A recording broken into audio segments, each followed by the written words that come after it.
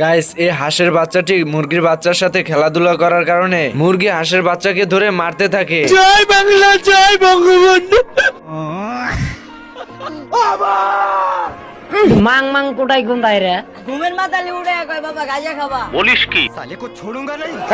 হাঁস তো তার বাচ্চার কথা শুনে রেগে গিয়ে মুরগির বাচ্চাকে মারধর করতে থাকে। আপনি কি এখন মুখটা বন্ধ কেন? শেখ হাসিনা পালায় না। এই পোকাচোদা কয় কি? আচ্ছা, হাঁস আর মুরগির ঝগড়া দেখে মোরগ আসে থামানোর জন্য। তোমরা কয় ভাই বোন? আমরা 3 ভাই বোন। কে কে? আমি, আব্বাই, মাই। আমার লাভ লস নেই, আমার লাইফ লস। আমি বলুম না, আমার শোরুম করে। এইদিকে হাঁস বাসায় এসে ড্রেককে বলতে থাকে, মরবো আমি রাস্তায় গিয়ে মরবো, তবু এই বাড়িতে আমি থাকবো না।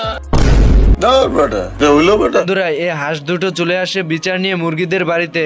ওই সুলতান বাইরে হালার পর মাং মাং কোটাই গুন্দাই রে। হাঁসের বিচার নিয়ে আসা দেখে মোরগ রেগে গিয়ে হাঁসকে তুমুল মারধর করতে থাকে।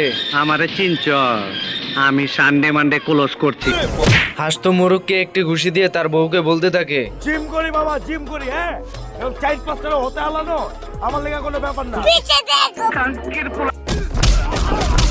এদিকে হাঁস আর মোরগের মারামারি দেখে পুরো হাঁসের দল এন্ড মুরগির দল একে অপরকে ডিম চুরাচুরি করতে থাকে। এত হট্টগোল দেখে মুরগি তার বাচ্চাকে নিরাপদ স্থানে রেখে দেয়। এসব দেখে হাঁস তার বাচ্চাকে ঘরের ভিতর বাটির নিচে লুকিয়ে রাখে।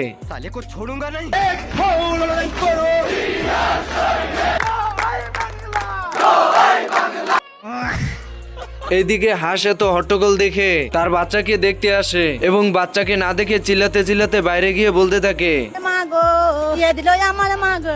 হাঁসের কান্না দেখে সবাই মারামারি বন্ধ করে দেয় এবং মোরগ আর হাঁস মিলে তাদের বাচ্চাকে খোঁজার জন্য রওনা হয়। এর ভিতরে তাদের বাচ্চাদেরকে দেখতে পায়। আর তোমাকে বিয়ে করতে যাই, তোমাকে লাভ করি।